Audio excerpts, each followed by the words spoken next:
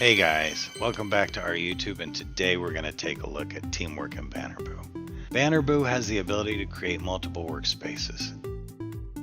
In order to create a new one, you need to click on the arrow next to the name of your workspace. In the drop-down box, you can also switch between your workspaces. Click on the new workspace button and give it a name. As you can see, in your workspaces has been added to the list and we're switched to the new workspace. You can see it on the left side of the screen. In order to add a team member to these workspaces, you need to click on the gear in the upper right hand corner of the screen. In the drop down window, select users. Then you get to the team management page and click the invite user button.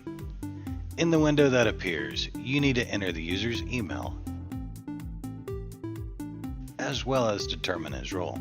The designer role can create, edit, delete, or export folders and banners.